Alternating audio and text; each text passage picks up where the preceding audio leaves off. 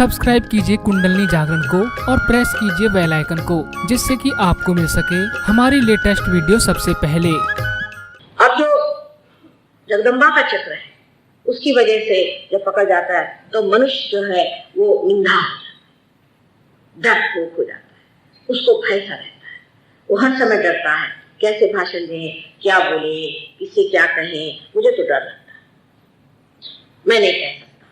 और जब उसका ये चक्र ठीक हो जाता है तब उसके अंदर धैर्य आता है, वो उद्दाम नहीं, वो उद्धट नहीं होता, वो किसी तरह से अरोगंस नहीं करता है, लेकिन उसकी भाषा में एक तरह की ममता उस माँ की जो उसके अंदर जागृत हो गई है, लेकिन वो किसी से डरता भी नहीं। ईसा मसीह का उदाहरण आप देख लीजिए कि जिन्होंने सूली पर चढ़ के ये कहा कि प्रभु ये लोग जानते नहीं क्या करें, इनको माफ कर दे, वही हाथ में हंटर ले करके उन्होंने सबको मारा था जो वहां पर चीजें बेच रहे थे। और जिस पर मारी मगदलीनी एक वेश्या थी, वेश्या का और एक संतों का क्या संबंध, छोड़ ही नहीं। जब लोग उसको पत्थर उठाकर मारने लगे तो उनके सामने जाकर के छाती खोल के खड़े हो गए और कहा कि तुम में से जिसने कोई पाप नहीं किया हो वो मुझे पत्थर मारे। ये हिम्मत, ये अपने पर विश्वास, ये देवी की कृपा से, माँ की कृपा से होता है। इसलिए हमारे यहाँ शक्ति को बहुत बड़ा मानते हैं, लेकिन हम लोग खुद ही अपने को शक्तिहीन कर लेते हैं। कितने लोग संसार में हैं जो ये समझते हैं कि माँ का स्थान बहुत ऊंचा है। श्री गणेश के ऊंचे स्थान पर इसलिए है क्योंकि वो अपनी माँ को ही मानते हैं और किसी को मानते नहीं, क्योंकि वो जानते हैं कि माँ ही शक्ति। गुरु दुनिया भर के जो भी सही भी गुरु हो गए वो भी माँ को मानते हैं, वेद है वो भी मानते हैं। दुनिया में कोई भी ऐसा शास्त्र नहीं जो आदि माँ को न मानता। और हम भी माँ को मानते हैं, लेकिन हम ये नहीं जानते कि माँ चीज कितनी ऊंची है। कभी कभी ये भी होता है कि मनुष्य के अंदर आशंका और भय इस वजह से आता है कि उसको उसके माँ बाप से वो प्यार, वो संरक्षण, हो सकता है उसे किसी और भी वजह से भय आ जाए, उसकी कोई सी भी वजह हो जाए, उसमें जाने की जरूरत नहीं। हम लोग साइकोलॉजिस्ट जैसे ये नहीं पूछते बैठते कि भाई तुम्हारे बाप कैसे, तुम्हारी माँ कैसी, तुम्हारा क्या, ज्यादा से ज्यादा ये पूछेंगे कि तुम्हारे माँ बाप जिंदा हैं। लेकिन जैसे ही वो जागरूक हो जाता है, जैसे ही ये चक्र जागरूक हो जाता है, मनुष्य एकदम शेर दिल हो जाता है, शेर दिल हो जाता है, क्योंकि देवी जी शेर पे ही विराजती है। बहुत से लोग दुर्गा जी को मानते हैं, मैं मानती हूँ कि उनके प्रति बहुतों को भी श्रद्धा है और उनके बारे में जानकारी बहुत कम है, बहुत कम जानकारी है कि वो कितनी प्रभावशाली है। और एक बार अगर उनको प्रसन्न कर लीजिए तो दुनिया में किसी से डर नहीं होगा। इसके बाद जो चक्र इससे ऊपर है, जिसे कि विशुद्धि चक्र कहते हैं, ये बहुत महत्वपूर्ण चक्र है। ये चक्र श्री कृष्ण का है और अब होली आ रही है कल ही। श्री कृष्ण के चक्र पे जितना कहे सो कम। इस चक्र में 16 कलियां हैं। 16 कलियां हैं क्योंकि 16 उनकी कला है श्री कृष्ण, और उनकी जो 16,000 बीवियां थी वो उनकी सारी शक्तियां थी, जिनको कि उन्होंने इस संसार में जन्म दे करके उस राजा के यहाँ फंसाया और उसके बाद उनसे विवाह कर दिया। कृष्ण की लीला समझने के लिए भी सहयोग करना, उसके बगैर आप कृष्ण को नहीं समझ सकते। उनके होली का अर्थ भी आप नहीं समझ सकते। होली क्या? होली में यही था कि जो पानी यमुना जी में बहता था उसमें श्री राधा के पैर पड़ने से वो चैतन्य में होता है। उस पानी को घगरी में ले करके उसमें लाल रंग घोल करके, और जब वो किसी के पीठ पर छोड़ते थे तो वो असल में उनकी कुंडलिनी ही जाती।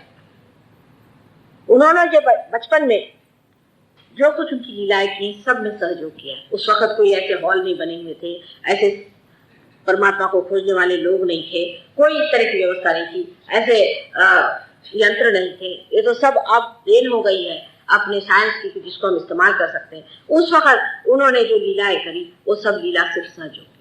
जैसे कि गोपियां थी, वो जब पानी भरने जाती थी तो अपने सर पे घगरी रख के जब वो लौटती थी तो पीछे से उनको कंकड़ मारे, उससे वो जो पानी था जो चैतन्य में उनके पीठ के रीढ़ की हड्डी पर दौड़े, जिससे इनमें जागृति। रास, रास माने राम, माने शक्ति और स माने सही, जैसे सहज है वैसे हाथ में सबके हाथ पकड़ करके और अपनी शक्ति सब में वो दौड़ा, और इसी को वो रास, ये रास लीला जो होती थी उसी से वो शक्ति दौड़ा करके और लोगों को जागृत कर। मैं जब अमेरिका में पहली मर्तबा गई तो वहां पर एक इंजीनियर लॉर्ड साहब मिले। उन्होंने कभी भी उन दिनों में, मैं तो गई भी थी 73 में, उन दिनों में उन्होंने कोई कृष्ण के बारे में सुना नहीं था, और ओहायो में बिल्कुल बीचों बीच अमेरिका के रहते थे, उनको कुछ मालूमात नहीं। लेकिन जब उनको रियलाइजेशन हुआ तो मुझे कहने लगे कि माँ मैंने एक अजीब सी चीज देखी रियलाइजेशन के बाद। मैंने कहा क्या देखा?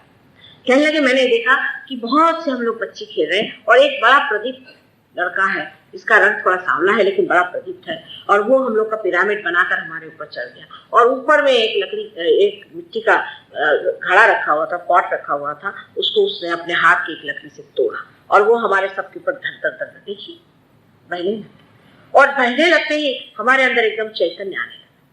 उसने जो बात बताई तो मुझे बड़ा आश्चर्य हुआ, किसने कैसे जाना? उसने कभी जाना नहीं था कि गोपाल काला क्या होता है, और ये जाकर के ऊपर तोड़ते थे।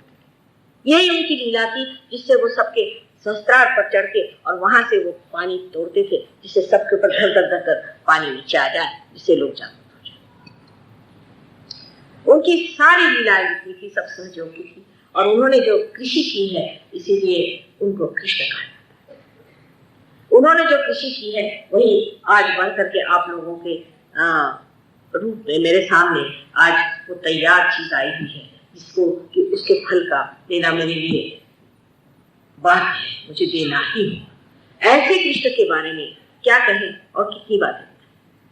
गीता जिसके बारे में लोग हजारों बातें करते हैं, समझने के लिए भी आपको सहयोग में आना चाहिए, उसके बगैर आप गीता भी नहीं समझते। सिर्फ गीता पढ़ पढ़ के कुछ गीता समझ नहीं है। गीता जो जिसने सुनाई है वो कौन थी पहले उनके बारे में जान लेना है। बड़े होशियार नहीं थे वो उस वक्त के राजदूत से, और डिप्लोमेसी का बिल्कुल जो अर्थ है, इसेंस है, उसको जानते। अब डिप्लोमेसी का क्या इसेंस है कि कोई ऐसी एब्सर्ड बात करो जिसके करने से आदमी मुंह के बल मिले। कृष्ण का खेल जो है उसको समझने के लिए पहले आपको सहयोग में उतरना चाहिए। अच्छा, मैं समझाने की कोशिश करती हूँ लेकिन आप समझने की कोशिश करें। जैसे कि उन्होंने शुरू में ही बता दिया, क्योंकि दुकानदार तो थे नहीं कि पहले बुरी चीज दिखाओ फिर धीरे धीरे अच्छी चीज दिखाओ, तो उन्होंने पहले ही बढ़िया चीज दिखा दी। उन्होंने कहा कि आपको ज्ञान होना चाहिए। ज्ञान माने बुद्धि से नहीं, ज्ञान माने आपके सेंट्रल नर्वस सिस्टम में आपने जानना चाहिए, आपको प्रचिति होनी चाहिए कि परम क्या है, इससे आप स्थित प्रज्ञ होगी। साफ साफ उन्होंने दूसरे ही चैप्टर में कह दिए, व्याख्या दे दी कि सहयोगी कैसा होना। पर उसके बाद उन्होंने देखा कि अर्जुन तो जो है वो अपनी लगा रहे थे। वो कहा कि इधर तो तुम कह रहे हो कि तुम साक्षी बनो, इधर तुम कह रहे हो कि तुम ज्ञानी बनो, और उधर तुम कह रहे हो कि तुम युद्ध में मत जाओ, तो ये कैसे हो सकता? अब वो जान गए कि ये सीधे नहीं आने वाले। अर्जुन जो है उस वक्त का एक भक्त है, समझ लीजिए, उसको वो उसका प्रतिनिधित्व करता है, रिप्रेजेंट करता है। अर्जुन ने उनसे पूछा कि ये कैसे हो सकता कि अगर मैं साक्षी हो जाऊं तो फिर तो मैं लड़ूंगा ही नहीं, वैसे भी मैं कुछ नहीं करूंगा, मैं तो बिल्कुल बेकार जाऊंगा, ये सब बातें क्या है?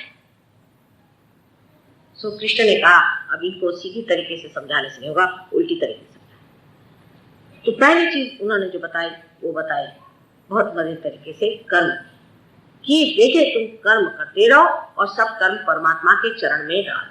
हो ही नहीं सकता, एक्सेप्ट। बहुत से लोग आके कहते माता जी हम जो भी कर्म करते हैं वो हम परमात्मा के चरण में डालते हैं। मैंने कहा अच्छा ये कैसे?